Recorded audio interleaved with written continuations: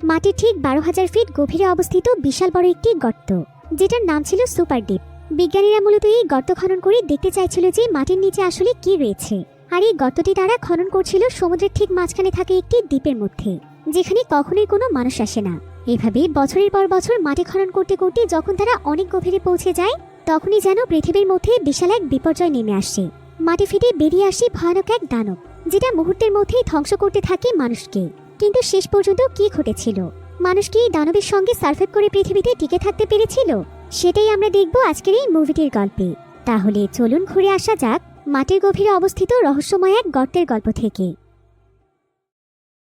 তো গল্পটি শুরু হয় রাশিয়ার একটি শহরে, যেখানে আমরা একটি সায়েন্স ল্যাব দেখতে পাই। আর এই সায়েন্স ল্যাবের মধ্যে শিন নামক একজন পেশেন্ট বিছানায় ছটফট করছিল। তার শরীরের অবস্থা এতটাই খারাপ হয়ে গিয়েছিল যেন মনে হচ্ছিল সে এক্ষুনি মারা যাবে। এখানে আবার তার অ্যাসিস্ট্যান্ট অ্যানা তাকে ট্রিটমেন্ট দেওয়ার চেষ্টা করছিল। অ্যানা এখানে শিনের শরীরে একটি ভ্যাকসিন প্রয়োগ করে দেয়, যেটা মূলত শিন নিজেই তৈরি করেছিল। তবে এই ভ্যাকসিনের উপর খুব একটা রিসার্চ হয়নি, শুধুমাত্র পশু পাখির উপর ভ্যাকসিনটিকে রিসার্চ করা হয়েছিল। কিন্তু মানুষের উপর এটা কেমন প্রতিক্রিয়া করবে সেই ব্যাপারে কোনো রিসার্চ হওয়ার আগেই গভর্নমেন্ট এই ভ্যাকসিনটিকে ব্যবহারের অনুমতি দিয়ে দেয়। তাই অ্যানা এখানে কোনো কিছু চিন্তা না করে শিনের শরীরে ভ্যাকসিনটি লাগিয়ে দেয়। তবে কিছুক্ষণ পরেই দেখা যায় শিন সেখানে ছটফট করতে করতে মারা যায়। আর অ্যানার কাছে মনে হচ্ছিল তার এই ভ্যাকসিনের জন্যই শিন মারা গিয়েছে। তাই সে ভেতরে ভেতরে অনেক বেশি গিল্টি ফিল করছিল, যেহেতু সে জানতো যে এই ভ্যাকসিনটির মানুষের উপর কোনো রিসার্চ হয়নি। তারপরও তাড়াহুড়ো করে তার এটা ব্যবহার করা একদমই ঠিক হয়নি। এসব নিয়ে চিন্তা করতে করতে অ্যানা অনেক বেশি ডিপ্রেসড হয়ে যায়, কারণ সে আর রিসার্চ ল্যাবে কাজ করতে চাইছিল না। তার কাছে মনে হচ্ছিল যে তার জন্য একজন মানুষ মারা গিয়েছে। তাই সে যখন রিজাইন নেওয়ার জন্য রেজিগনেশন লেটার জমা দেয়, তখন দেখা যায় একজন অফিসার তাকে অনেক বোঝানোর চেষ্টা করে। সে তাকে বোঝায় যে তার জন্য শিনের মৃত্যু হয়নি, বরং শিন কোনো ভাইরাসে ইনফেক্টেড হয়ে গিয়েছিল, তাই তার মৃত্যু হয়েছে। এজন্য অ্যানা যেন আজকের পর থেকে নিজেকে আর এসব ভেবে কষ্ট না দেয়। আর অ্যানার মতো একজন রিসার্চারের তাদের ল্যাবে অনেক বেশি প্রয়োজন। তাকে মানুষের জন্য আরো অনেক কাজ করতে হবে। এরপর দেখতে দেখতে প্রায় 1 বছর সময় পার হয়ে যায়। বর্তমানে আমরা অ্যানাকে দেখতে পাই। অ্যানা এখন তাদের রিসার্চ ল্যাবের হেড ছিল। আর সবচাইতে ভালো ব্যাপার হচ্ছে, ডক্টর শিন তার সঙ্গে মিলে যে ভ্যাকসিনটি তৈরি করেছিল, সে সেই ভ্যাকসিনটির সম্পূর্ণ রিসার্চ কমপ্লিট করেছে, যেটা অনেক দুর্দান্ত একটি সাফল্য ছিল। এরপর দেখা যায় অ্যানা আজকে তার পরিবারের সঙ্গে একটি পার্টি করছিল, কারণ আজকে ছিল বছরের প্রথম দিন।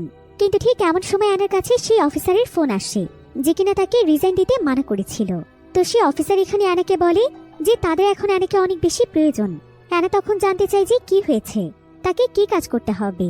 অফিসার তখন তাকে বলে যে তাকে কোরা নামক একটি জায়গাতে যেতে হবে। আর কোরা ছিল এমন একটি জায়গা যেখানে বহু বছর ধরে বিজ্ঞানীরা রিসার্চ করছিল। আর কোরা ছিল মাটির অনেক গভীরতম একটি জায়গা, যেটা অনেকগুলো বছর ধরে খনন করা হয়েছিল।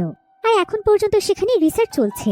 তবে অফিসার এখানে অ্যানাকে জানায় যে যখন তারা মাটির নিচে খনন করছিল, তখন হঠাৎ করে মাটির একদম নিচ থেকে বিকট একটি আওয়াজ শুনতে পাওয়া যায়। আর এই বিষয়টি চেক করার জন্য 20 জন সায়েন্টিস্টকে সেখানে পাঠানো হয়েছিল, কিন্তু এখন পর্যন্ত তারা কেউ আর ফিরে আসেনি। আর তাদের কোনো সিগন্যাল বা খোঁজও পাওয়া যাচ্ছে না। এখন কোনো রিসার্চার ছাড়া তারা কোনোভাবেই তাদেরকে উদ্ধার করে যেতে পারছে না, কারণ সেই জায়গাতে এক ধরনের ভাইরাস ছড়িয়ে গিয়েছে। আর এই ভাইরাসে অনেক মানুষ ইনফেক্টেড হয়ে অনেক বেশি অসুস্থ হয়ে পড়েছে। তাই অ্যানা যদি সেখানে তাদের সঙ্গে যায়, তাহলে অ্যানা প্রথমে সেই ভাইরাসটির উপর রিসার্চ করে দেখতে পারবে এবং সে কোনো না কোনো ভ্যাকসিন তৈরি করে ফেলতে পারবে।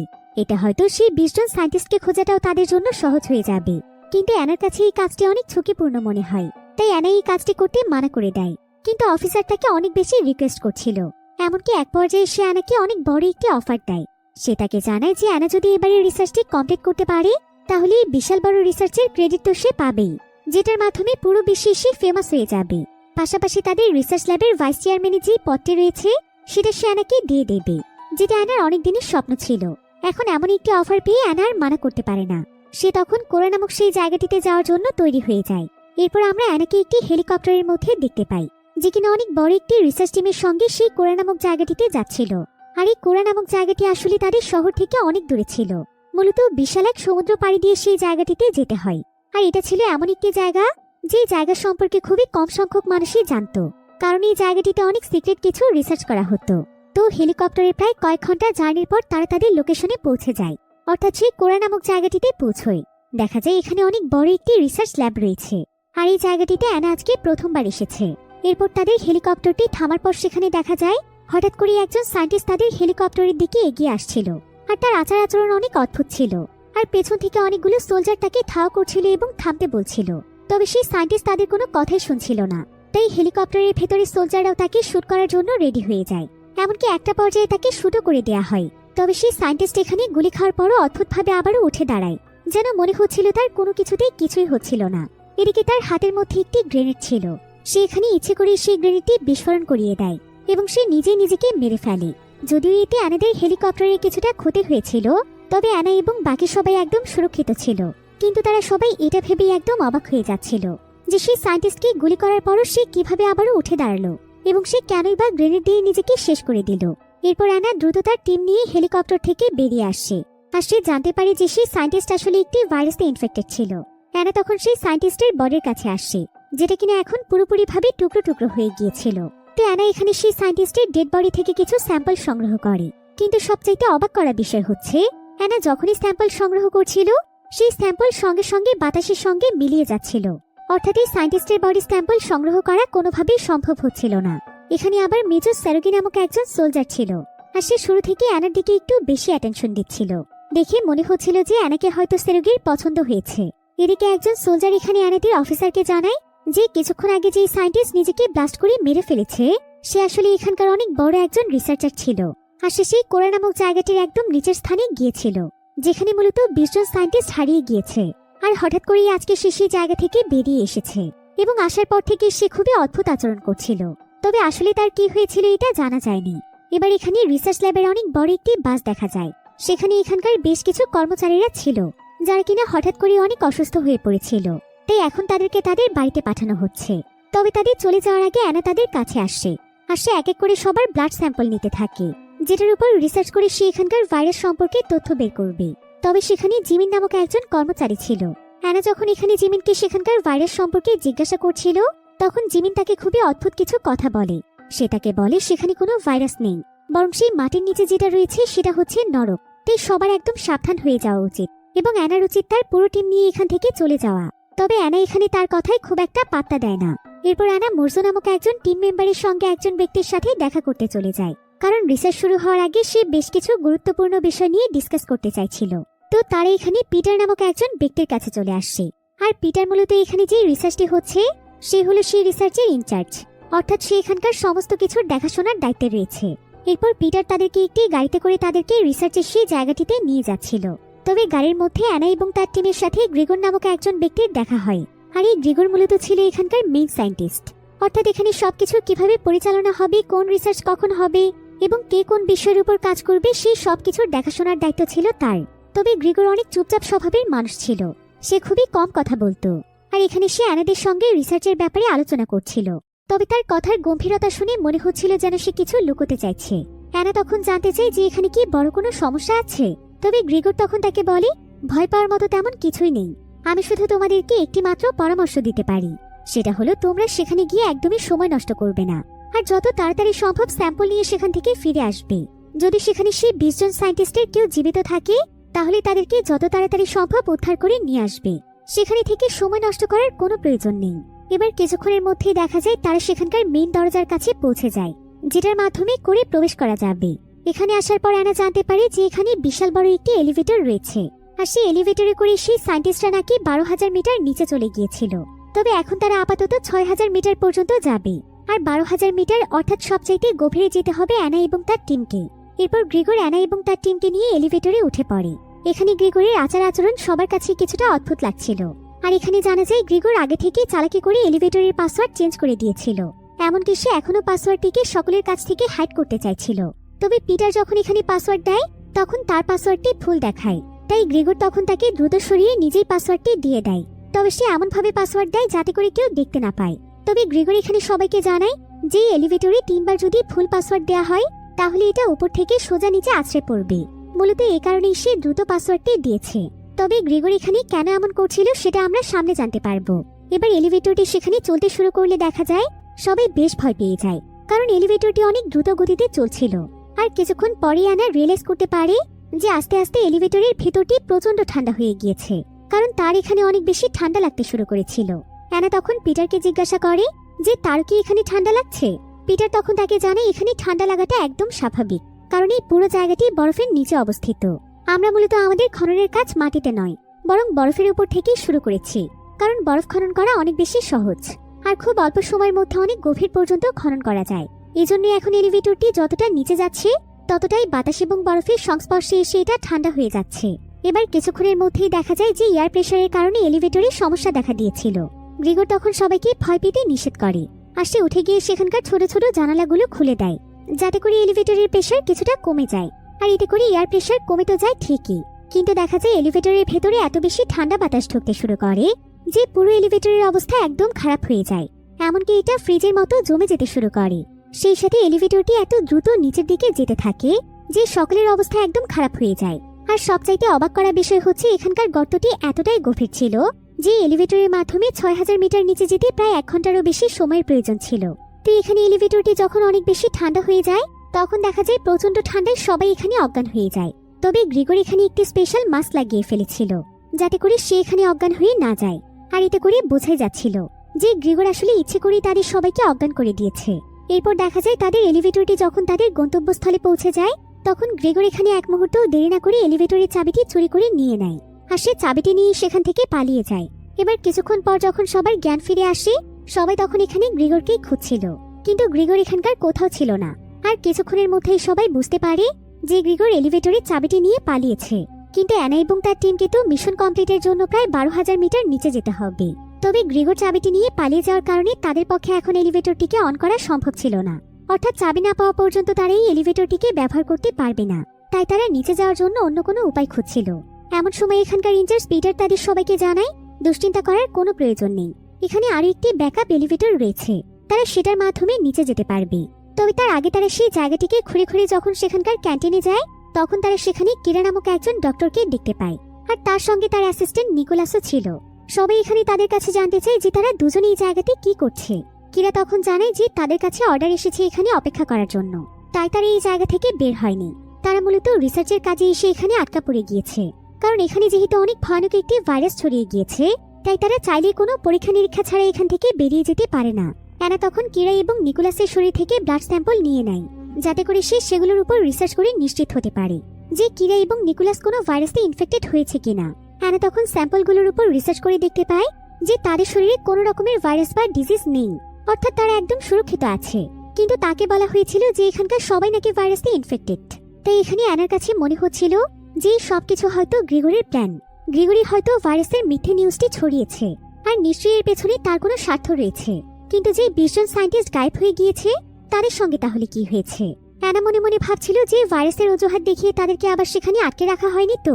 অ্যানা এখানে তাদের অফিসার মোর্জোকে এই বিষয়টি বলে যে তার কাছে মনে হচ্ছে সবকিছু গ্রুগারের কোনো পরিকল্পনা, তা না হলে গ্রুগার কেন এলিভেটরে চাবি নিয়ে পালিয়েছে আর তারা মাটির এতটা গভীরে চলে এসেছে। তারপরও কিরা এবং নিকোলাসের শরীরে সে কোনো ভাইরাস পায়নি। যদি সত্যি এখানে ভাইরাস থাকতো তাহলে কিছুটা ব্যাকটেরিয়া হলেও তো তাদের শরীরে পাওয়া যেত।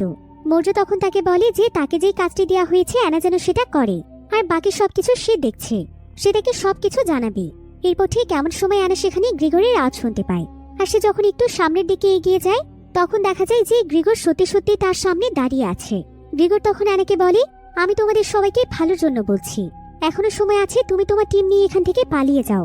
তোমরা যাদেরকে উদ্ধার করতে এসেছো তাদের কথা ভুলে যাও।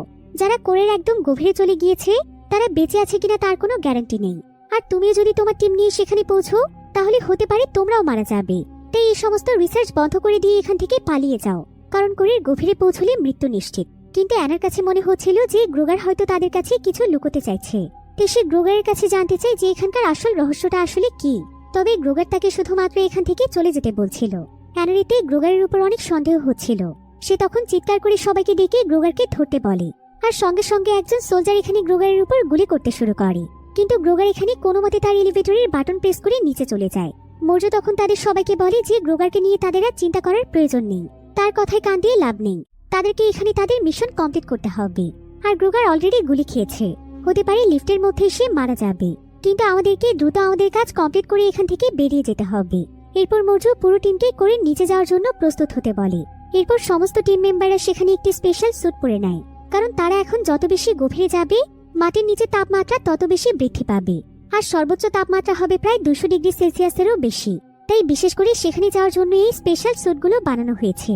এবার তারা সবাই মিলে যখন দ্বিতীয় এলিভেটরটির দিকে যাচ্ছিল ঠিক তখনই তারা সামনে থেকে একটি অদ্ভুত আওয়াজ শুনতে পায়, আর তাদের কাছে মনে হয় যে তাদের দিকে কেউ আসছে। এরপর কিছুক্ষণের মধ্যেই দেখা যায় যে 20 জন সায়েন্টিস্ট নিখোঁজ হয়ে গিয়েছিল তাদের মধ্যে একজন সায়েন্টিস্ট ফিরে এসেছে। তবে সে এখানে কিছুটা অদ্ভুত আচরণ করছিল। তাকে দেখে বোঝাই যাচ্ছিল যে তার শরীরের কন্ডিশন খুব একটা ভালো নয়। এরপর সবাই মিলে তাকে রেস্কিউ করে তাকে ট্রিটমেন্টের জন্য একটি রুমে নিয়ে যায়। আর এখানে যে পিটার নামক ইনচার্জ ছিল সে মূলত এই সায়েন্টিস্টকে চিনত। পিটার তখন সবাইকে জানায় যে তার নাম হচ্ছে এমিলি আর সে সায়েন্স ল্যাবরেটরি ল্যাবের হেড। তবে এখানে এভাবে এমিলিকে দেখে সবাই খুবই অবাক হয়ে গিয়েছিল, কারণ সে যখন উপরে উঠে এসেছিল তখন তার শরীরে কোনো প্রোটেক্টিভ স্যুট ছিল না। কিন্তু এমিলি যেখানে গিয়েছিল সেখানকার তাপমাত্রা প্রায় 200 ডিগ্রি সেলসিয়াসেরও বেশি। সেখান থেকে প্রোটেক্টিভ স্যুট ছাড়া কোনো সাধারণ মানুষের বেঁচে ফেরাটা সম্ভব নয়। কিন্তু এমিলির শরীরে কোনো দাগ পর্যন্ত ছিল না। এরপর অ্যানা এখানে এমিলির পুরো শরীর চেক করতে শুরু করে এবং সে এটা দেখতে চায় যে তার শরীরে কোনো ভাইরাস আছে কিনা। এবার অ্যানা এমিলিকে চেক করে দেখতে পায় তার বডি টেম্পারেচার স্বাভাবিকের চাইতে অনেক বেশি, এমনকি তার মানসিক অবস্থাও খুব একটা ভালো ছিল না। এরপর অ্যানা যখন এমিলির জামা খুলে চেক করতে যায় তখন সে একদম আটকে ওঠে, কারণ সে দেখতে পায় এমিলির পুরো শরীরে কিছু একটা হয়ে গিয়েছে। তার পুরো শরীর একদম গাছের শেকড়ের মতো লাগছিল এবং মনে হচ্ছিল যে তার শরীরের মধ্যে পচন ধরেছে। তবে তার চাইতেও অদ্ভুত ব্যাপার হচ্ছে যে এমিলি এখানে তার শরীরে কোনো ব্যথাই অনুভব করছিল না। অ্যানা তখন এখানে দেরি না করে তার পিঠ থেকে একটি স্যাম্পল সংগ্রহ করে আর সেটার উপর রিসার্চ করে সে দেখতে পায় যে এমিলির শরীরে এক ধরনের প্যারাসাইট জাতীয় কিছু বাসা বেঁধেছে। তবে এটা ছিল এমন এক ধরনের প্যারাসাইট যেটা এর আগে কখনো কোথাও দেখা যায়নি। এমনকি বিজ্ঞানীরা আজ পর্যন্ত এমন প্যারাসাইটের কোনো সন্ধান পায়নি। অর্থাৎ এটা ছিল পৃথিবীতে একদম নতুন কোনো প্রাণীর অস্তিত্ব। আর অবাক করা বিষয় হচ্ছে যে এই প্যারাসাইট যেই জায়গাতে আক্রমণ করছিল শরীরের সেই জায়গাতেই তারা তাদের বংশ বিস্তার করছিল। অর্থাৎ প্রত্যেকটি মুহূর্তে শরীরের প্রত্যেকটি কোষে এই প্যারাসাইট ছড়িয়ে পড়ছিল। আর এই প্যারাসাইটটিকে দেখে অ্যানা নিজেও অনেক অবাক হয়ে যায় এবং সে ইনচার্জ পিটারকে জানায় যে এটা এমন একটি প্যারাসাইট যেটা এর আগে কখনো পৃথিবীর কোথাও দেখা যায়নি। এবার কিছুক্ষণ পর দেখা যায় ডক্টর কিরা এমিলিকে চেক করতে আসে, কিন্তু সে যখনই এমিলির সামনে এসে দাঁড়ায় ঠিক তখনই সে দেখতে পায় এমিলির শরীরে কিছু একটা পরিবর্তন ঘটছে। দেখা যায় মুহূর্তের মধ্যে এমিলির হাত পা নিজে থেকেই ভেঙে যাচ্ছে আর তার পুরো শরীর অদ্ভুত আকৃতি ধারণ করছে। এমিলি নিজেও এটা অনেক ভয় পেয়ে যায়, এমনকি ডক্টর কিরাও বুঝতে পারছিল না যে এখানে কি হচ্ছে। অন্যদিকে নিকোলাস নিচে যাওয়ার জন্য তাদের এলিভেটরটিকে ঠিক করছিল। সে এখানে এলিভেটরটিকে চেক করার জন্য এটাকে রেস্টার্ট করে দেয়, যেটা কিনা সোজা নিচ থেকে উপরে গিয়ে তাদের কাছে আবারও ফিরে আসবে। আর এটা কমপ্লিট হতে প্রায় 1 ঘন্টার সময়ের প্রয়োজন। এদিকে এমন সময় দেখা যায় মৌর্যর কাছে একজন সোলজার আসে আর সে এখানে মৌর্যকে জানায় যে তাদের কাছে মনে হচ্ছে নিচে কোনো কিছু মুভ করছে, তাই তাদের যত দ্রুত সম্ভব এখানে ব্যাকআপ টিম নিয়ে আসা উচিত। হতে পারে মাটির নিচে বিশাল কোনো দানব রয়েছে, কারণ কিছুক্ষণ আগেই পুরো জায়গাটি কেঁপে উঠেছিল, তাই সেটার মোকাবেলা করতে তাদের আরো অনেক মানুষের প্রয়োজন। এদিকে ঠিক এমন সময় সেখানকার একটি স্পিকারের মধ্যে একটি আওয়াজ শুনতে পাওয়া যায়। সবাই তখন সেদিকে মনোযোগ দিলে দেখা যায় যে সে স্পিকারের মধ্যে গ্রোগার কথা বলছে। সে এখানে সবাইকে বলে, আমি জানি যে তোমরা কেউ আমার কোনো কথা শুনবে না, আর তোমরা সেকেন্ড এলিভেটরটিকেও রেস্টার্ট করে দিয়েছো। এর মানে হচ্ছে তোমরা আমার কোনো কথাই শুনবে না। তবে আমি তোমাদেরকে শেষবারের মতো ওয়ার্নিং দিচ্ছি, খবরদার ভুল করেও সেই করে ডিপ হোলের মধ্যে যেও না। আর যদি সেখানে যাও তাহলে আর কখনোই তোমরা ফিরে আসতে পারবে না, সেখানেই তোমাদের সবার মৃত্যু হবে। তাই যারা অলরেডি মারা গিয়েছে তাদের খোঁজে নিজেদের জীবন শেষ করে দিও না। তবে গ্রোগার যেহেতু এখন সবাইকে সেখানে যেতে মানা করছে, তাহলে প্রশ্ন আসতে পারে সে প্রথমে কেন তাদেরকে মানা করেনি। আসলে তখন তাদেরকে মানা করার মতো পরিস্থিতি ছিল না, আর তখন মানা করলেও টিমের কেউ তার কোনো কথাই শুনতো না। তাই সে চাইছিল লিফটের চাবি চুরি করার মাধ্যমে এলিভেটরটিকে বন্ধ করে দিতে, যাতে করে অ্যানা এবং তার টিম এলিভেটর ব্যবহার করে সেই জায়গাতে পৌঁছতে না পারে। এদিকে দেখা যায় সেই জায়গাটির এয়ার প্রেশার অনেক বেশি বেড়ে যাচ্ছিল, তাই কিছুক্ষণ আগে তাদের যে কম্পন অনুভব হয়েছিল তারা মনে করছিল যে এই কম্পনটি প্রেশারের কারণেই হয়েছে। তবে তারপরও নিকোলাস এখানে তাদের সবাইকে বলে তাদের সত্যি সত্যি এখন একটি ব্যাকআপ টিমের প্রয়োজন, কারণ সময়ের সঙ্গে সঙ্গে এখানকার প্রেশার যেভাবে বেড়ে যাচ্ছে এতে করে এই জায়গাটি যে কোনো সময় ব্লাস্ট হয়ে যেতে পারে। তাই ব্যাকআপ টিমের মাধ্যমে যত দ্রুত সম্ভব সবাইকে উদ্ধার করে তাদেরকে ফিরে যেতে হবে। কিন্তু অফিসার মৌর্য এখানে সবাইকে বলে যে তাদের হয়তো এখন এখান থেকে ফিরে যাওয়াটাই উচিত, কারণ যেভাবে এখানকার প্রেশার বাড়ছে এভাবে করে তাদের জীবনে ঝুঁকি রয়েছে। তাই তাদের উচিত ফিরে গিয়ে প্রেশার কমার অপেক্ষা করা। অন্যদিকে আমরা অ্যানাকে দেখতে পাই। অ্যানা ডক্টর কিরার সঙ্গে কথা বলার জন্য সেখানকার সিক্রেট ল্যাবে চলে যায়, যেখানে মূলত এমিলিকে রাখা হয়েছিল। তবে ল্যাবে আসার পর সে যেন একদম আটকে ওঠে, কারণ ল্যাবের চারিপাশে তাকিয়ে সে দেখতে পায় যে পুরো ল্যাবের অবস্থা খুবই খারাপ হয়ে গিয়েছে। সম্পূর্ণ ল্যাবের মধ্যে সেই ভয়ানক প্যারাসাইট ছড়িয়ে পড়েছে। এমন সময় অ্যানা নিচে তাকিয়ে দেখতে পায় যে এমিলি নিচে পড়ে আছে আর তার পুরো শরীর সেই প্যারাসাইট গ্রাস করে নিয়েছে। এমনকি তার শরীর থেকে অনেক ভয়ানকভাবে প্যারাসাইটটি সম্পূর্ণ ল্যাবের মধ্যে ছড়িয়ে পড়েছে। আর অ্যানার সাথে এখানে সেরোগিও ছিল। সেরোগি এখানে অ্যানাকে বলে যে যদি এই প্যারাসাইট এভাবে ছড়িয়ে পড়তে থাকে তাহলে তো আস্তে আস্তে এটাই সম্পূর্ণ জায়গাটিকে গ্রাস করে ফেলবে। এমন সময় অ্যানা এমিলির কাছে এসে দেখতে পায় যে সে জীবিত আছে। তাই সে এবং সেরোগি তখন তার শরীর থেকে স্যাম্পল সংগ্রহ করছিল। কিন্তু হঠাৎ করেই দেখা যায় এমিলির শরীরের মধ্যে অদ্ভুত এক ধরনের বাবল তৈরি হচ্ছে। এরপর কিছুক্ষণের মধ্যেই সেই বাবলগুলো ব্লাস্ট হয়ে যেতে শুরু করে, আর সেটার ফলে তার শরীরের ভেতর থেকে অদ্ভুত এক ধরনের ধোঁয়া বের হতে শুরু করে। আর এই ধোঁয়াটি মুহূর্তের মধ্যেই চারিদিকে ছড়িয়ে পড়ছিল। এই ধোঁয়াটি এতটাই বিষাক্ত ছিল যে অ্যানা এবং স্যারোগি এখানে ঠিকমতো নিঃশ্বাস নিতে পারছিল না। তাই তারা দুজন নিজেদেরকে বাঁচানোর আপ্রাণ চেষ্টা করছিল। এদিকে এমিলির শরীরে এবার বিশাল বড় একটি বাবল তৈরি হয়ে যায়, আর সেই বাবলটি বিস্ফোরিত হয়ে গেলে সেখানে ধোঁয়ার পরিমাণ আরো অনেক বেশি বেড়ে যায়। এদিকে অ্যানা সেখানে কোনো মতে একটি মাস্ক খুঁজে পায়। সে তখন সেই মাস্কটি পরে সেখান থেকে বের হওয়ার চেষ্টা করছিল। তবে এমন সময় সে সেখানে ডক্টর কিরাকে দেখতে পায়। কিন্তু এখানে দেখা যায় ডক্টর কিরার অবস্থা অনেক খারাপ হয়ে গিয়েছে। সেও আস্তে আস্তে এমিলির মতো হয়ে যাচ্ছে। এটা দেখে অ্যানা প্রচন্ড ভয় পেয়ে যায়, আর সে দ্রুত সেই জায়গা থেকে বেরোনোর চেষ্টা করে। অন্যদিকে সেরগির কাছে যেহেতু কোনো মাস্ক ছিল না, তাই সেই বিষাক্ত ধোঁয়ার কারণে তার অবস্থাও অনেক খারাপ হয়ে যায়। তবে সৌভাগ্যবশত সে সেখান থেকে বের হওয়ার দরজা পেয়ে যায়, আর সে দ্রুত বেরিয়ে আসে। তবে এখানে দেখা যায় অ্যানা তার আগেই বেরিয়ে আসতে সক্ষম হয়েছিল, আর সে এখানে তার জন্য একটি ফায়ার এক্সটিংগুইশার নিয়ে অপেক্ষা করছিল, কারণ সে লক্ষ্য করেছিল ফায়ার এক্সটিংগুইশারের মাধ্যমে এই ধোঁয়াকে দমন করা সম্ভব। অ্যানা তখন দ্রুত সেরগিকে সেই গ্যাস থেকে স্যানিটাইজ করে দেয়। তবে আস্তে আস্তে তার শরীরের কন্ডিশন অনেক বেশি খারাপ হয়ে যাচ্ছিল, তাই অ্যানা তাকে বেসিকভাবে কিছু ট্রিটমেন্ট দেয়। কিন্তু এখানে সেরগিকে দেখেই বোঝা যাচ্ছিল যে সে হয়তো অলরেডি এই ভাইরাসে ইনফেক্টেড হয়ে গিয়েছে, আর এটা অ্যানাও এখানে বুঝতে পারে। তবে সেরগির জন্য তার এখানে অনেক খারাপ লাগছিল। কিন্তু সেরগি এখানে অ্যানাকে বলে অ্যানা যেন যত দ্রুত সম্ভব তার টিম নিয়ে এখান থেকে চলে যায়, তা না হলে বাকিরাও আস্তে আস্তে ভাইরাসে ইনফেক্টেড হয়ে যাবে। অন্যদিকে ইনচার্জ পিটার এখানে তাদের অফিসার মজকে জানায় যে তাদের প্রত্যেকের শরীরে পরীক্ষা করে দেখতে হবে যে কারো শরীরে এই ভাইরাসের কোনো জীবাণু আছে কিনা, কারণ যদি কারো শরীরে এই ভাইরাস থেকে থাকে তাহলে তাকে সঙ্গে করে উপরে নিয়ে যাওয়া যাবে না, কারণ এতে করে এই ভাইরাস মহামারী আকার ধারণ করতে পারে, আর আস্তে আস্তে পুরো পৃথিবীতে এটা ছড়িয়ে পড়তে পারে। এজন্য যদি তাদের মধ্যে কেউ ভাইরাসে ইনফেক্টেড হয়ে যায় তাহলে তাদেরকে এখানেই কোয়ারেন্টাইনে রেখে তাদের ট্রিটমেন্ট করতে হবে। এবার কিছুক্ষণ পর অ্যানা এখানে অফিসার মর্জর সঙ্গে পার্সোনাল ভাবে কথা বলে। তাদের সঙ্গে ল্যাবের মধ্যে যা কিছু ঘটেছিল অ্যানা তাকে সবকিছু খুলে বলে। মর্জ তখন তার কাছে জানতে চায় যে এই ভাইরাসের ব্যাপারে সে কি আর কোনো কিছু বুঝতে পেরেছে। অ্যানা তখন তাকে জানায় যে সে এমিলির শরীরের ব্যাপারে অনেক কিছুই বুঝতে পেরেছে। প্রথমে সে নিজেও এমিলিকে জীবিত দেখে অনেক অবাক হয়ে গিয়েছিল, কারণ এমিলি 200 ডিগ্রি সেলসিয়াস তাপমাত্রা সার্ভাইভ করে ফিরে এসেছে। তবে এখন সে বুঝতে পারছে যে এটা সম্ভব হয়েছে সেই প্যারাসাইটের কারণে। আসলে এই প্যারাসাইটগুলো যত বেশি তাপমাত্রা পায় তারা তত বেশি জীবিত থাকতে পারে, কিন্তু তাপমাত্রা কমে গেলে আস্তে আস্তে এই প্যারাসাইট অনেক উত্তেজিত হয়ে পড়ে, আর তখন সেটা অনেক দ্রুত গতিতে নিজের বৃদ্ধি করতে থাকে। তাই এমিলিকে যখন স্বাভাবিক তাপমাত্রায় রাখা হয়েছিল সেটাই প্যারাসাইটের জন্য অনেক ঠান্ডা একটি তাপমাত্রা ছিল, তাই এটা উত্তেজিত হয়ে দ্রুত গতিতে চারিদিকে ছড়িয়ে পড়ছিল। এমনকি যখনই প্যারাসাইটের মৃত্যুর সময় চলে আসে তখন অতিরিক্ত ঠান্ডার প্রেসারে এটা শরীরে এক ধরনের বাবল তৈরি হয়ে যায়, আর সেই বাবলের মধ্যে জমা হয়ে থাকে বিষাক্ত এক ধরনের গ্যাস, যে গ্যাস এতটাই বিষাক্ত যে সেখানে নিঃশ্বাস নেওয়াটাও সম্ভব নয়। এমনকি এই ধোঁয়ার কারণে মানুষ এই ভাইরাসে ইনফেক্টেডও হয়ে যেতে পারে, ঠিক যেমনটা সেরগির সঙ্গে হয়েছে। মর্জ তখন অ্যানাকে বলে তার মানে এই প্যারাসাইটের উইক পয়েন্ট হচ্ছে ঠান্ডা, অর্থাৎ ঠান্ডায় এই প্যারাসাইট বেশিক্ষণ বাঁচতে পারে না। এরপর সে অ্যানাকে এই বিষয়ের উপর ফোকাস করে তার রিসার্চ চালিয়ে যেতে বলে। এমনকি সে অ্যানাকে এমন একটি উপায় বের করতে বলে যেটার মাধ্যমে এই প্যারাসাইটকে নিয়ন্ত্রণ করা সম্ভব। তবে এরপর মর্জর কথা শুনে অ্যানা একদম অবাক হয়ে যায়, কারণ মর্জ তাকে বলে যে তাদের সঙ্গে করে সেরগিকে উপরে নিয়ে যেতে হবে। যেহেতু সেরগির শরীরের মধ্যে সেই প্যারাসাইটের ভাইরাসটি রয়েছে, তাই অ্যানাকে সেরগির স্যাম্পল নিয়ে রিসার্চ করে এমন কিছু তৈরি করতে হবে যেটার মাধ্যমে তারা প্যারাসাইটটিকে পুরোপুরি নিজেদের নিয়ন্ত্রণে নিয়ে আসতে পারবে।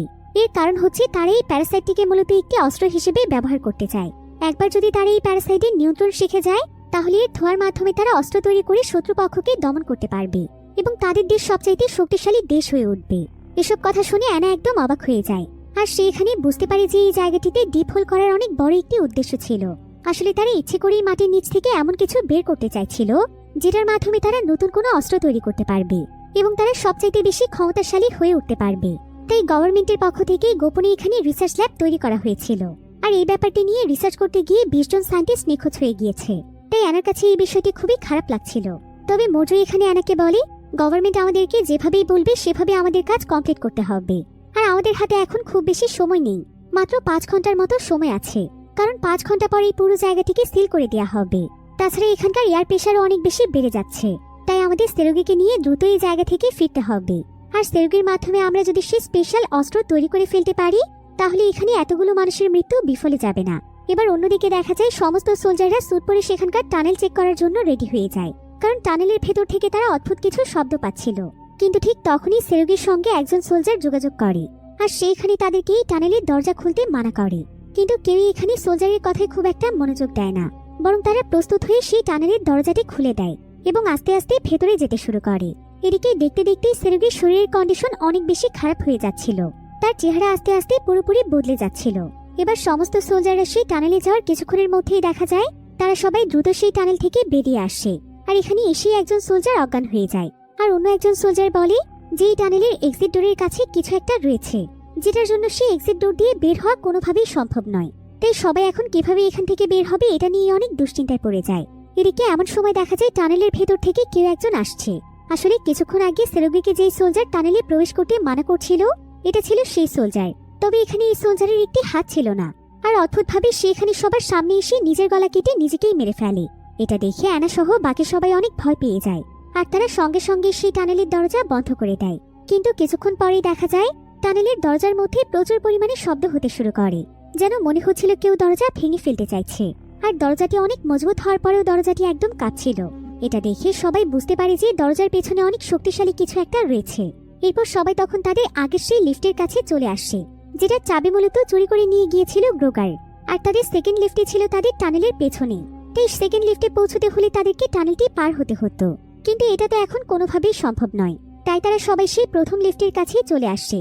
তবে নিকোলাস জানায় যে তাদের পক্ষে এই লিফটটিকে চালানো সম্ভব নয়, কারণ তাদের কাছে এই লিফটের কোনো চাবি নেই, এমনকি লিফটের এক্সেস সম্পর্কেও তাদের কোনো আইডিয়া নেই। তবে নিকোলাস জানায় যে সে লিফটটিকে পরিচালনা করে উপরে নিয়ে যেতে পারবে না ঠিকই, কিন্তু সে এখানে লিফটটিকে ব্রেক ফেল করে নিচে নিয়ে যেতে পারবে, কারণ সে জানতো যে লিফটের মধ্যে 3 বার ভুল পাসওয়ার্ড দিলে লিফটটি নিচে পড়ে যায়। তারা সবাই এই সমস্ত ব্যাপারে ডিসকাস করছিল। তখনই দেখা যায় যে সেই প্যারাসাইট তাদের একদম কাছে চলে আসছে। তাই সেরুগি তাদের সবাইকে সেখান থেকে সুরক্ষিত জায়গাতে চলে যেতে বলে। কিন্তু এখানে দুজন সোলজার সেরুগির কাছেই থেকে যায়, কারণ তারা সেরুগিকে একা ছাড়তে চাইছিল না। আর যখন সেই প্যারাসাইটটি একদম তাদের কাছে চলে আসে তখন অ্যানার কাছেও আর কোনো উপায় ছিল না। অ্যানা তখন নিকোলাস এবং বাকিদেরকে নিয়ে সেই প্রথম লিফটেই উঠে পড়ে, আর তারা সত্যি সত্যি লিফটটিকে ব্রেক ফেল করে নিচের দিকে যেতে থাকে। কিন্তু তাদের কারোই কোনো আইডিয়া ছিল না যে নিচে আসলে কি রয়েছে। তবে সেখানে যাওয়া ছাড়া তো তাদের কাছে আর কোনো উপায় ছিল না। এবার কিছুক্ষণের মধ্যেই তারা ডিপ হোলের একদম নিচে এসে পৌঁছয়। আর এখানে আসার পর অফিসার মৌর্য তাদেরকে বলে, আমি তো মনে করেছিলাম এই জায়গাটির তাপমাত্রা অনেক বেশি হবে, কিন্তু এখানে তো দেখা যাচ্ছে চারিদিকে বরফ জমে আছে। আশেপাশে জায়গার অবস্থা এতটাই খারাপ ছিল যে পুরো জায়গাটি একদম বরফে জমে ফ্রিজের মতো হয়ে গিয়েছিল। এরপর তারা সবাই সেই পুরো জায়গাটি দেখতে থাকে, কিন্তু আশেপাশের কোথাও কোনো মানুষ অথবা কোনো ডেড বডি ছিল না। এমনকি যে 20 জন সায়েন্টিস্ট হারিয়ে গিয়েছে তাদেরও কোনো চিহ্ন ছিল না। কিন্তু সেখানে একটি রেকর্ডার ছিল। পিটার তখন রেকর্ডারটি চালু করে। দেখা যায় এখানে গ্রোগারের একটি ভয়েস রেকর্ড করা আছে, যেখানে গ্রোগার বলতে থাকে, ডিপ হোলকে আমি সবসময় রক্ষা করতে চাইতাম এবং এই ডিপ হোলের পেছনে আমি আমার পুরোটা জীবন ব্যয় করেছি, কিন্তু এখন আমি নিজের চোখে এই ডিপ হোলের ধ্বংস দেখতে চাই, কারণ এই ডিপ হোলের নিচে যেটা রয়েছে সেটা নরক ছাড়া আর কিছুই নয়। ডিপ হোলের নিচে যে প্যারাসাইটের উৎপত্তি হয়েছে সেটা যদি একবার পৃথিবীর সার্ফেসে চলে যেতে পারে তাহলে পুরো পৃথিবীর মানুষ একদম ধ্বংস হয়ে যাবে। যদিও এতগুলো বছর ধরে ঠান্ডার কারণে প্যারাসাইটটি পৃথিবীর সার্ফেসে পৌঁছতে পারেনি, কিন্তু এই প্যারাসাইট এখন বুঝে গিয়েছে যে সে মানুষের শরীরের মাধ্যমে পৃথিবীর সার্ফেসে পৌঁছতে পারবে এবং সমস্ত জায়গাতে সে নিজেদের বংশবৃদ্ধি করতে পারবে। তাই সে এখন মানুষের শরীরকে ভাইরাসের মাধ্যমে নিয়ন্ত্রণ করার চেষ্টা করছে। আর আমি একবার নিজের চোখে সেই প্যারাসাইটকে দেখেছিলাম। এই প্যারাসাইট কোনো সাধারণ প্যারাসাইট নয়, বরং এটা একটা দানব যেটা পুরো পৃথিবীকে গ্রাস করে ফেলবে। এবার কিছুক্ষণ পর সোলজাররা যখন এই জায়গাটির আরেকটু ভেতরে যায় তখন তারা সেই সায়েন্টিস্টগুলোর ডেড বডি দেখতে পায়, যেগুলো সেখানকার উপরের দেয়ালের মধ্যে লেগেছিল। আর প্রত্যেকটি ডেড বডিকে সেই প্যারাসাইট গ্রাস করে নিয়েছিল। তাই সবাই এখানে অনেক বেশি ভয় পেয়ে যায়। আর এখন তাদের কাছে ফেরার মতো শুধুমাত্র একটি রাস্তা ছিল, সেটা হলো গ্রোগারকে খুঁজে বের করে তার কাছ থেকে প্রথম লিফটের চাবিটি নেয়া। আর অ্যানা তখন এই কাজটি করার জন্য প্রস্তুত হয়ে যায়। তবে এমন সময় মর্য অ্যানাকে থামায়, আর সেটাকে জানায় যে সে নিজে গ্রোগারকে খুঁজে বের করবে। সে যেই ভুল করেছে সেই ভুলের প্রায়শ্চিত্ত এখন সে করতে চায়। অর্থাৎ এখন গ্রোগারও চাইছিল এই প্যারাসাইট যাতে পৃথিবীতে না পৌঁছয়, কারণ সেও বুঝতে পেরেছিল এতে পুরো পৃথিবী ধ্বংস হয়ে যাবে। তো মর্য এখানে অ্যানাকে তার হাতের ঘড়িটি খুলে দিয়ে দেয়, আর সে অ্যানাকে বলে, আমি যদি বেঁচে ফিরতে না পারি তাহলে তুমি যখন এই জায়গা থেকে বের হতে পারবে তখন তুমি সোজা জেনারেলকে গিয়ে এখানকার সবকিছু বলে দেবে। এটাই হবে তোমার প্রথম কাজ। এরপর দেখা যায় মর্য এখানে গ্রোগারকে খুঁজতে নয়, বরং সে সোজা সেই ডিপ হোলের নিচে চলে যায়, যেখানে মূলত সেই প্যারাসাইটটি রয়েছে। আর সেখানকার তাপমাত্রা প্রায় 200 ডিগ্রি সেলসিয়াস ছিল। আসলে মর্য নিজে সেই প্যারাসাইটকে শেষ করে দিতে চাইছিল। তবে অ্যানা এখানে অনেক বেশি দুশ্চিন্তায় পড়ে যায়। এরপর দেখা যায় প্রায় কয়েক ঘন্টা সময় পার হয়ে যায়, তবে মর্য আর সেই জায়গা থেকে ফিরে আসে না। তাই অ্যানা তখন নিজেই একটি সেফটি স্যুট পরে সেই জায়গাতে চলে যায়। আর সেখানে যাওয়ার কিছুক্ষণ পরেই দেখা যায় যে তার পুরো শরীর একদম ঝলসে যেতে শুরু করে, কারণ সেখানকার তাপমাত্রা অনেক বেশি ছিল। কিন্তু তারপরে অ্যানা সাহস করে সামনের দিকে এগিয়ে যায়। আর কিছু দূর যাওয়ার পর সে সেখানে মৌর্যকে পড়ে থাকতে দেখে। এরপর অ্যানা মৌর্য চেহারার দিকে তাকিয়ে দেখতে পায় যে মৌর্য মূলত এই ভাইরাসে ইনফেক্টেড হয়ে গিয়েছে। তবে অদ্ভুত ব্যাপার হচ্ছে তার হাতে লিফটের চাবি ছিল, যেটা গ্রোগারের কাছে থাকার কথা। তবে ঠিক এমন সময় অ্যানা সেখানে গ্রোগারের লাশ দেখতে পায়। অর্থাৎ গ্রোগার নিজেই এই জায়গাতে এসে নিজেকে শেষ করে দিয়েছিল এবং সেই প্যারাসাইট গ্রোগারকেও গ্রাস করে নিয়েছিল। আর মৌর্য গ্রোগারের কাছ থেকে এই চাবিটি পেয়েছে। এদিকে সেখানকার তাপমাত্রা এতটাই বেড়ে গিয়েছিল যে অ্যানার মাস্ক পরে থাকতেও অনেক বেশি সমস্যা হচ্ছিল। তাই সে কোনো মতে মাস্কটি খুলে ফেলে। এতে করে দেখা যায় তার চেহারা একদম জ্বলে যেতে শুরু করে। তারপর অ্যানা সাহস করে সামনের দিকে এগিয়ে যায়। আর এখানে সেই ভয়ানক প্যারাসাইটটিকে দেখা যায়, যেটা কিনা বিশাল আকৃতির ছিল। আর এই পুরো জায়গাটি সে দখল করে রেখেছিল। অ্যানা তখন দ্রুত লিফটের চাবি নিয়ে সেই জায়গা থেকে বেরিয়ে আসে। এরপর দেখা যায় ইনচার্জ পিটার তার কাছে এসে লিফটের চাবিটি চায়। তবে নিকোলাস তার কাছে চাবি দিতে রাজি না হলে সে তাকে গুলি করে দেয়। আসলে নিকোলাস এখানে পিটারের কথাবার্তা শুনে বুঝতে পেরেছিল যে পিটার নিজে এখন এই প্যারাসাইটকে কন্ট্রোল করতে চাইছে, যাতে করে পৃথিবীর সামনে সে নিজেকে অনেক বড় সায়েন্টিস্ট হিসেবে প্রমাণ করতে পারে। তাই সে মূলত তাকে চাবিটি দিতে চাইছিল না। পিটার তখন এখানে তার বন্দুকের মাধ্যমে অ্যানা এবং নিকোলাসকে ব্ল্যাকমেল করে। আর সে তাদের দুজনকে লিফটে ঢুকিয়ে তাদেরকে লিফটটি অন করতে বলে। এরপর লিফটের মাধ্যমে তারা কয়েক মিটার উপরে চলে যায়। আরেকটি নির্দিষ্ট জায়গাতে যাওয়ার পর পিটার এখানে অ্যানা এবং নিকোলাসকে সামনের দিকে এগিয়ে যেতে বলে। তবে নিকোলাসের পায়ে গুলি লাগায় সে উঠে দাঁড়াতে পারছিল না। তাই অ্যানাই তখন সাহস করে সামনের দিকে এগিয়ে যায়। এরপর অ্যানা দ্রুত সেই ফ্লোরের লিফটের কাছে পৌঁছে যায়। আর সৌভাগ্যবশত সে সেখানে একটি বন্দুক খুঁজে পায়। কিন্তু এমন সময় তার পেছনে তার দিকে বন্দুক তাক করেছিল পিটার। সে এখানে অ্যানাকে তার হাতের বন্দুকটি ফেলে দিতে বলছিল। কিন্তু ঠিক তখনই তার পেছন থেকে সেই প্যারাসাইটটি চলে আসে। আর প্যারাসাইটটি মুহূর্তের মধ্যে পিটারের পুরো শরীরকে গ্রাস করে তাকে মেরে ফেলে। এটা দেখে অ্যানা ভয় পেয়ে গিয়ে দৌড়ে একটি ফ্রিজারের মধ্যে গিয়ে লুকিয়ে পড়ে। তবে এই ফ্রিজারটি এখন বন্ধ অবস্থায় ছিল। এমন সময় অ্যানা সেখানে একটি পানির বালতি দেখতে পায়। আর সে যখনই সেই পানি স্পর্শ করে তখন দেখা যায় পানিটি একদম বরফের মতো ঠান্ডা ছিল। আর অ্যানার পুরো শরীর যেহেতু তাপমাত্রার কারণে একদম ঝলসে গিয়েছিল, তাই অ্যানা এই পানিটি তার শরীরে ঢেলে তার শরীরে জ্বালাপোড়া কমাতে চাইছিল। এজন্য অ্যানা তার মুখের মধ্যে একটি ছুরি দিয়ে তার উপরে পানি ঠেলে দেয়, যাতে করে তার মুখ দিয়ে কোনো শব্দ না হয় আর সেই প্যারাসাইট সেটা শুনতে না পায়। এবার সেখানেই প্রায় কয়েক ঘন্টা সময় পার হয়ে যায়। অ্যানা যখন আশেপাশের কোনো শব্দ শুনতে পাচ্ছিল না, তখন সে সেখান থেকে বেরিয়ে আসে আর দেখতে পায় যে সেই প্যারাসাইটটি চলে গিয়েছে। এমন সময় অ্যানা সেখানে পিটারের লাশ দেখতে পায়, যার কাছে লিফটের চাবি ছিল। অ্যানা তখন পিটারের কাছ থেকে চাবিটি নিয়ে নেয়। এরপর অ্যানা দৌড়ে কিছুটা সামনে গেলে সে সেখানে নিকোলাসকে দেখতে পায়। আর সে নিকোলাসকে নিয়ে তখন লিফটের দিকে যেতে শুরু করে। কিন্তু ঠিক তখনই সেখানে সেই ক্রিয়েচার দেয়াল ভেঙে তাদের উপর হামলা করে দেয়। অ্যানা তখন দ্রুত নিকোলাসকে লিফটের চাবিটি দিয়ে লিফটটিকে অন করে ফেলতে বলে। আর সে সেই ক্রিয়েচারটিকে নিজের দিকে আকৃষ্ট করে অন্য একটি রাস্তা দিয়ে লিফটে উঠে পড়ে। এরপর তারা দ্রুত লিফটের মাধ্যমে উপরের দিকে যেতে শুরু করে। কিন্তু ঠিক এমন সময় তারা সেখানে একটি আওয়াজ শুনতে পায়। আর সামনে তাকিয়ে দেখতে পায় যে সেখানে সেরোগি রয়েছে। তবে সেরোগি এখানে অনেক ভয়ানক রূপে ছিল। সেই প্যারাসাইট তাকে ইনফেক্টেড করে একদম একটি দানবে পরিণত করে দিয়েছিল। কিন্তু এখনো তার মস্তিষ্ক স্বাভাবিকভাবেই কাজ করছিল। তাই সেরোগি তখন অ্যানাকে বলে যে এই লিফট নিয়ে তাদের উপরে যাওয়াটা একদম ঠিক হবে না, কারণ এতে করে এই প্যারাসাইট সার্ফেসে পৌঁছে যাবে। তাই অ্যানার এখন সেটাই সিদ্ধান্ত নেওয়া উচিত যেটা তার কাছে ভালো মনে হয়। অ্যানা তখন পৃথিবীর কথা চিন্তা করে লিফটটিকে থামিয়ে দেয়। তবে নিকোলাস তাকে এমনটা করতে বাধা দেয়। সে তাকে বলে যে সে এখানে থেকে মরতে চায় না। সে সার্ফেসে যাওয়ার পর নিজেকে কোনো না কোনো জায়গাতে নিয়ে গিয়ে সুরক্ষিত রাখতে পারবে। আর পরবর্তীতে এই প্যারাসাইটের কি করা যাবে সেটা তারা পরবর্তীতে দেখবে।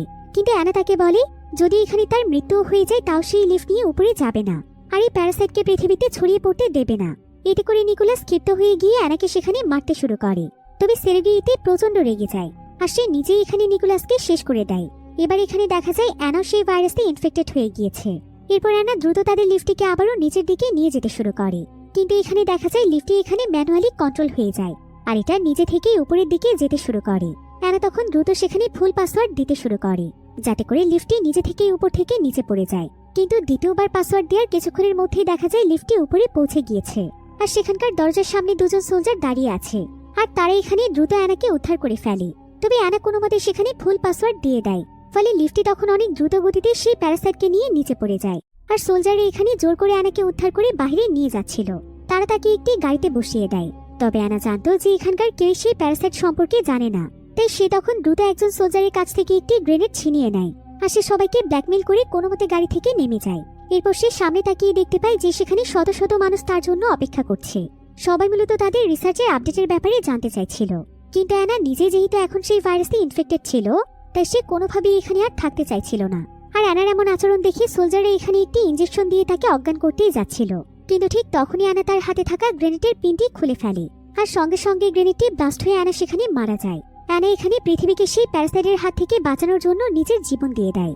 এমনকি তার সঙ্গে রিসার্চের উদ্দেশ্যে যারা যারা গিয়েছিল তারা সবাই সেই ডিপ হোলের মধ্যেই মারা যায়। তবে ফাইনালি অ্যানা স্যাক্রিফাইসের কারণে সেই প্যারাসাইট আর পৃথিবীতে আসতে পারে না।